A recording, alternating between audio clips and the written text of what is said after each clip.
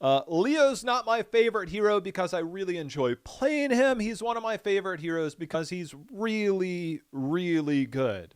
Not every game good. Maps like Battlefield, Hanamura, open maps that he has to try and get into are really tough for Leoric, but pretty much every map can be really good for Leoric. Sometimes there's more favorable matchups on Brax's holdout than some of the others. If you miss your W, obviously that's pretty painful. If you're going against range, that's pretty painful. So we'll talk about some of those. We'll touch on some of those, but we're going to talk about Leoric and figuring out where and how he fits, because he is by far one of the best offlaners in the game. And you're probably picking the wrong talents in the late game, and we're going to explain exactly why that is. First, we'll cover things from the top. It's no secret you want to hit your Q so you can get the slow, so it makes it easier to land your W. That's OP.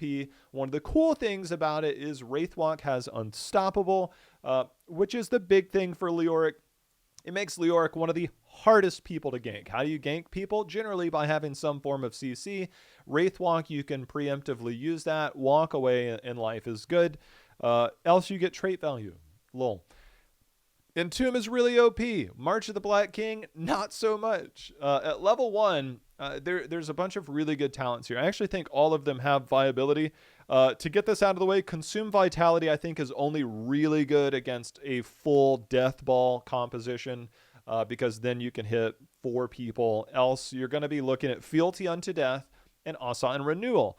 I personally really like Assign Renewal on a lot of maps like Infernal Shrines where he's good. When you have Towers of Doom, Assign Renewal, especially because you're going to be double soaking.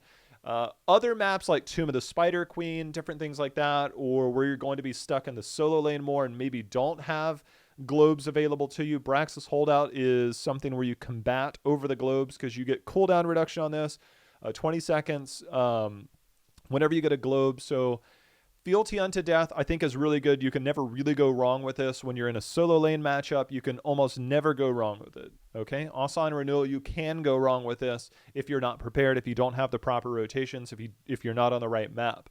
For maps like Towers of Doom, where you're going to be double soaking, potentially Infernal Shrines, that's really good.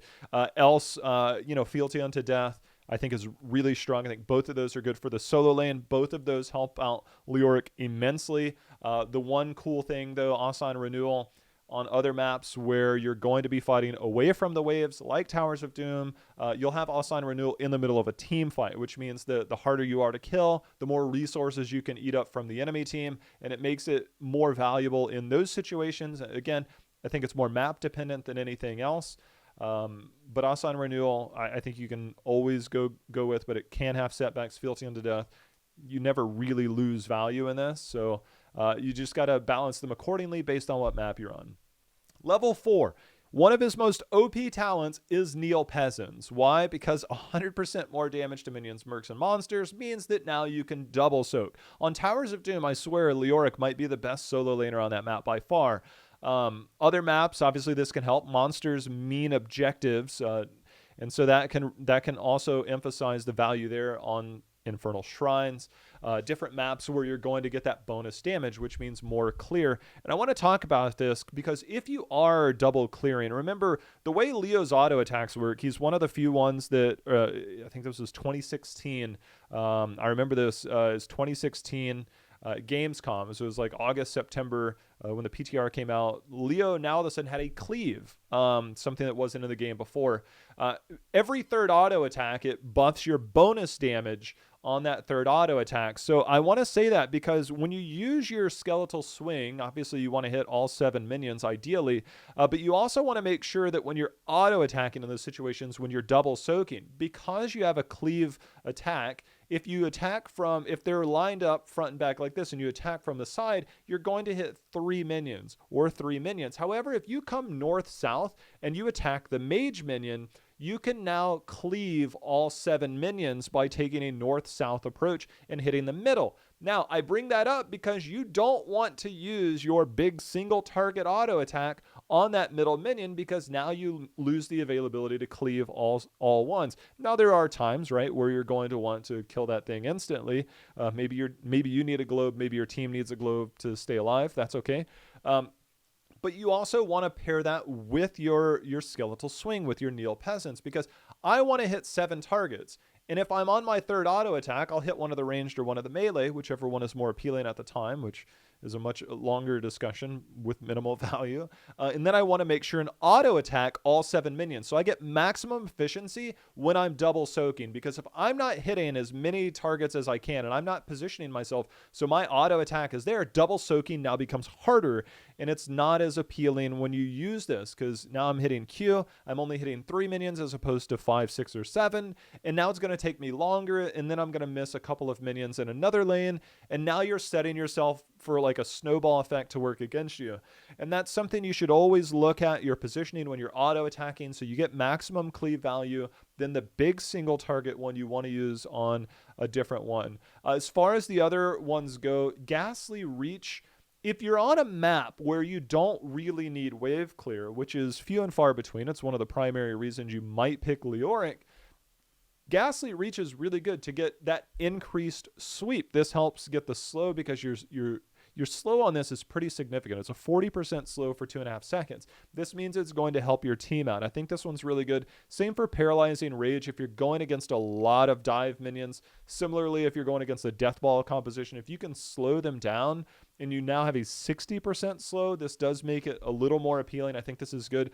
As a Leoric, your job, you're not the peeler in your team. If you and your tank both super dive, let's hope you have dive heroes with you. If you don't, then you have to look to try and peel. But your tank should be the one making a peel, so you can try and set up those big plays with Leoric. You can dive, so Paralyzing Rage can help there. So if you don't need Neil Peasants, which would be very difficult in a lot of situations, Paralyzing Rage can be good, and Ghastly Reach can be good. And both of them are in different situations, and your play style. Can I get to the backline freely, which late game you definitely want to be there, and beyond. And so those all will have value in those situations. Neil Peasants, again, the OP double soak talent you want to pick. Level 7, I feel like there's a lot of people that have mixed feelings about this, because I feel most of them are fairly underwhelming. Drain Momentum for me is normally the pick that I go with. I like this because if it lasts the full duration, I get 30% movement speed for 4 seconds. But the base part of this is that it no longer reduces my movement speed. So I can attach a W onto somebody and they can't really get out of range, which means more healing for me, which means more damage, which means that I can have a greater impact on those fights. However, if I'm going against a lot of ranged minions and or ranged heroes and I'm having trouble getting on them, or I want to make sure that I can hit it at range while simultaneously doing something over here, I can drain this target and attack this target. Hopelessness is really good to have that increased range. And so that can also have value in different situations. I think that this one is probably the more safe one, so that you can stay tethered to somebody at a longer range. It makes it easier. Drain Momentum, if you know that you're going to be aggro in those fights, you're going to be on top of, say there's a Rainer back there, you're on top of somebody, you want to continue auto attacking while you have your W on them. You don't want them to kite away from you. This helps to remove that kite factor. But if you do hit them with your Q and your W, you're not necessarily worried about your 30% movement speed, because you technically have slowed them greater with your Q and you can stay on top of them that way. And so that's where a lot of that comes in. I don't think this is that great. I do think this isn't bad. It increases the healing, plus you get an additional 5%. Where this might be good is maybe against a Deathwing, something you know you're going to be tethered to for a long time, and you're going to be taking damage while you're there. I think this is okay. I actually don't think it's that bad. Again, there's mixed feelings from a lot of people on all of these. I think that they all have merit. If you're in YouTube and you're watching this, you're probably going to tell me this one's bad, that one's good. That's fine. I respect that. I still, in the last 2 seasons, have over 70% win rate with Leoric. I feel pretty good about differentiating in those moments. With Leoric, Entomb should always be your first pick. Always. Entomb on a 50-second cooldown is one of the best cooldowns you can get in a game for a heroic. That is very short. And you think about Garrosh has Taunt, which is an AoE taunt. Obviously, it disables them. But you're talking about an impassable thing. You don't necessarily have to catch people inside of it either. You can use this as a barrier to keep them from going away. You can split teams apart. You can use this to peel. You can do all kinds of things with Entomb. You can now entomb somebody, put yourself at the opening of it, and prevent the enemy team from going.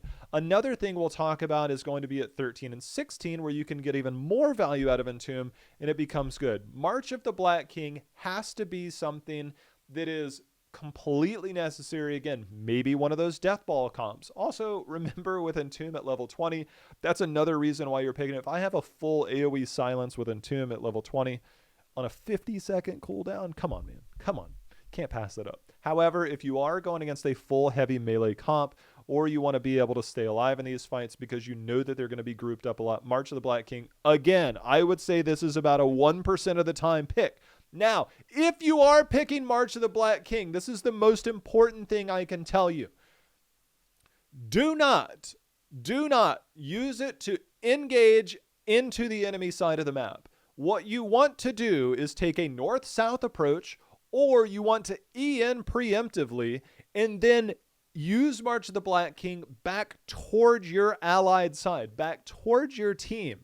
That is how that works. Because if you continue to go towards their side, it doesn't matter how much you heal. Now you're behind their team and you're just taking damage. So you didn't really accomplish anything other than you ate a few resources, and as Leoric, you don't have much to keep you alive. But March of the Black King, I do not recommend taking this because of the value you get out of Entomb. I think this is just way too good in a team fight to look elsewhere. Now we get to the talents where things get a little more tricky, because a lot of you see these talents, you know what they can do, and this is where Leoric does damage. But wait. If you've watched any of my other videos, you know that I try and really emphasize the fact that when you're playing Blaze, when you're playing an offlaner, your job is not to go out there and decimate the enemy team. Ideally, you want to have faith in your team. You want to have trust in your team that they're going to do damage. And how can they do damage? By making things easier for your team.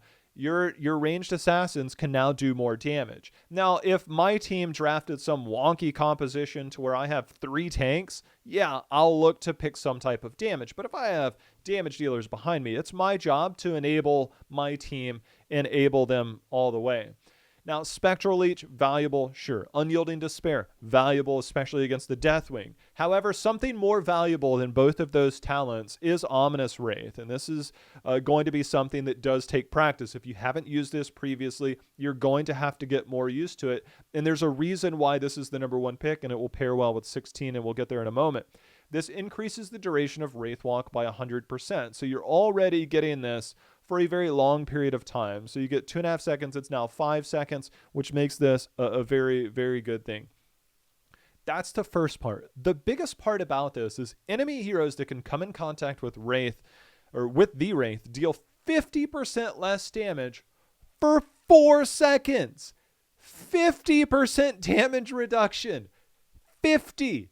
And I feel like people often overlook this as, that's fine. I'll do more by this. Look, you can live on teams with Ominous Wraith. You can absolutely live on people with 50% damage reduction.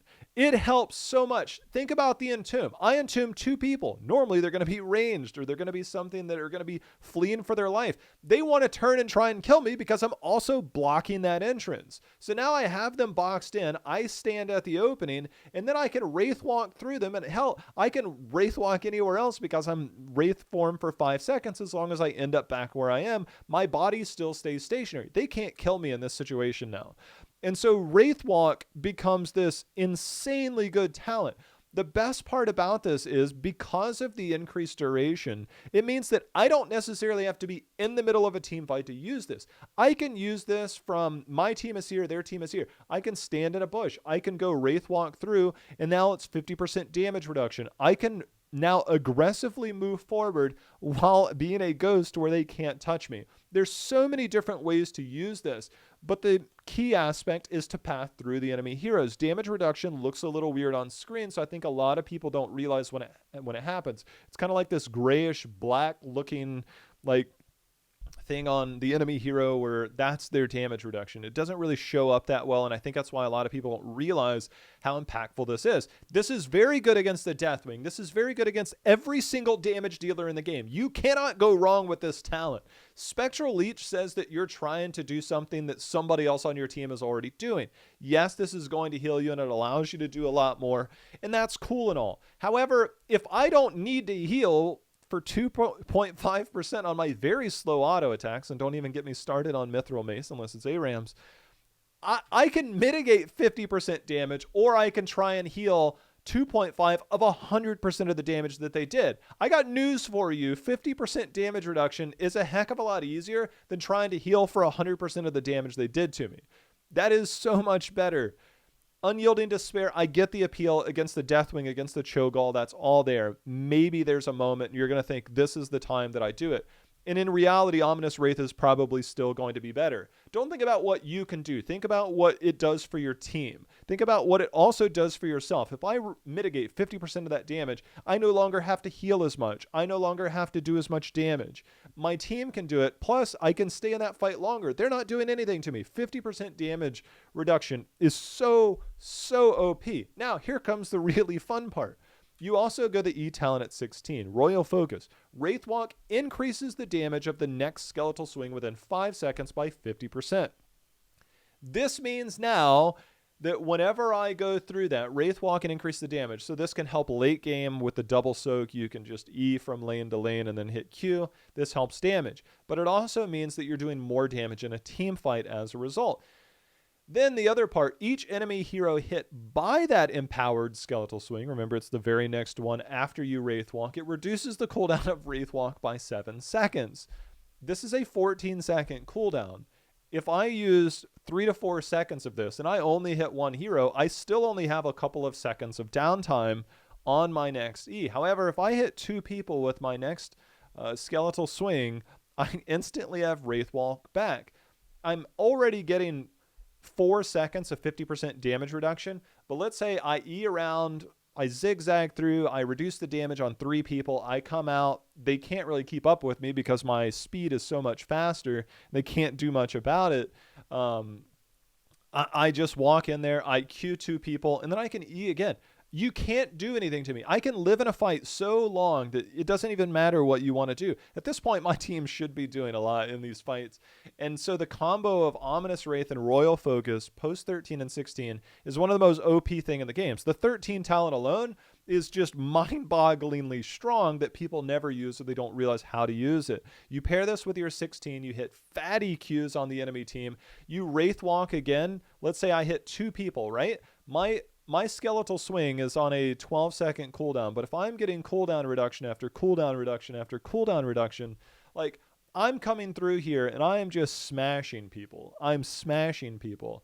And so at that, I know there's appeal for Spectral Leech and Mithril Mace. Look, I get it. You get this finished. You can even complete this while you're dead. That's fine. This isn't more impactful than what you can do in a team fight.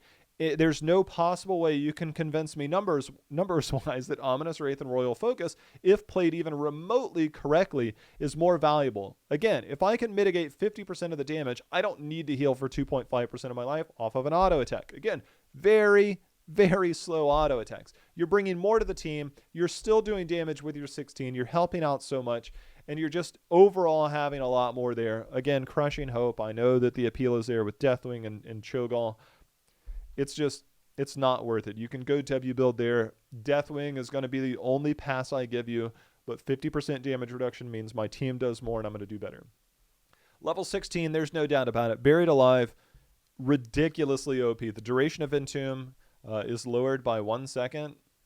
That's fun. But enemies trapped inside are silenced. Don't worry about the damage. Are silenced. An AoE silence that you have late game and you're reducing damage, and you're having this impact, and it's on a 50-second cooldown. There's no world where Buried Alive isn't good. We've all been trapped in that, and it is full panic mode. I can't press any of my buttons. If I'm a mobile hero like Genji, Li Ming, anybody, Falstad, somebody that can try and get out of there in some degree, I can't do that because I'm now should be body blocking with my With Leoric, while locking them in there, basically I'm the door on there. You can't press buttons to kill me. I'm reducing your damage, so even if other people are trying to kill me, they can't. You're silenced, and it is full panic mode. You can't do anything except auto attack, and it's not pretty. It's not fun to be in. And that's what makes it so hard. March of the Black King, if you did go Death March, is okay. I'm not even going to advocate for these other ones. I think they all have some value. But in terms of what I bring to the table, Buried Alive, Entomb on a 50-second cooldown means that I can take opportunities to get ganks. And if we miss them, guess what? We reset and we can try it again in 50 seconds. If it's late game, one of the most impactful heroics in the game. I'm reducing damage. I'm having a greater impact. I'm finding ways to do more damage with Royal Focus. I'm living on top of the enemy team. And if my team can't kill anybody and all that, that's fine. That's fine. It's just the way that it is. Sometimes you got to learn that you being a team player is more impactful than you being an individual player. And heroes like Blaze and Leoric definitely do that greater and better than probably any other hero in the game. They are some of the most complementary pieces in the game. Again, the only time I would say Leoric's not that great, maps like Hanamura, Battlefield of Eternity, open maps that you have trouble really getting onto people. Entomb, finding different angles, structures to use them on, they become less valuable in those situations because they're not there. And therefore, Leoric does fall off on those. But when you look at the majority of all the other maps, Leoric, because of his trait, if he does die on the solo lane, because of what he can do to help set up ganks, because of everything that he can do against the enemy damage dealers, there's very few that are better than Leoric. Leoric's got one of the most balanced kits right now. He's one of the most impactful heroes. The problem that I have is just not that exciting. And for some people, you might get more excitement out of this. And maybe that's why you choose to go Spectral Leech and Mithril Mace, because you at least have some excitement in the late game. But overall, if you're actually trying to win, if you're actually trying to climb with Leoric, it's all about getting maps where you can double soak, having the greatest impact in a team fight by going Ominous Wraith and the Royal Focus. And then, of course, Entomb to enable your team. That's how you're going to find the most value out of Leoric. And if you can't get value out of that, then go try and Blaze. There's another video for that. But that's Leoric, man.